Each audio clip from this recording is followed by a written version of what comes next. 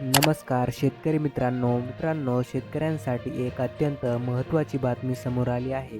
P-M शेतकरी सन्मान निधी योजनेचा 21वा हप्ता शेतकऱ्यांच्या बँक खात्यावर कधी जमा होणार याची शेतकरी आतुरतेने वाट पाहत आहेत. या योजनेअंतर्गत शेतकऱ्यांना ₹2,000 आर्थिक मदत केली जाते. आता सरकारने स्पष्ट केल्यानुसार ई-के-वाय-सी आणि फार्मर आय-डी असल्याशिवाय शेतकऱ्यांना पी-एम शेतकरी सन्मान निधीचे ₹2,000 मिळणार नाहीत. त्यामुळे या दोन्ही गोष्टी लवकरात लवकर पूर्ण करून घ्याव्यात असे आवाहन केले जात आहे. शेतकरी सन्मान निधी योजनेच्या हप्त्याची घोषणा नेहमी पंतप्रधान नरेंद्र मोदी यांनीच केली आहे.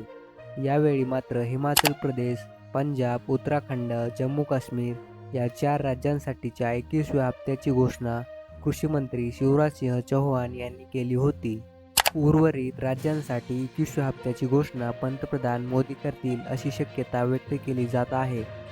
सध्या बिहारच्या विधानसभा निवडणुकीच्या प्रचाराची धूम चालू आहे. सध्या आचारसंहिता चालू आहे. या काळात कोणत्याही आकर्षक योजनांची घोषणा करता येत नाही. मात्र आता शेतकऱ्यांना या ₹2,000 आणखी थोडा वेळ वाट पाहावी लागण्याची शक्यता आहे.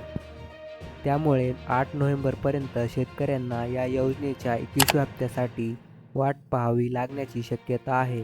8 नोव्हेंबर नंतरच पी-एम शेतकरी सन्मान निधी योजनेच्या 21व्या हप्त्याचे ₹2,000 मिळू शकतात, अशी शक्यता व्यक्त केली जात आहे.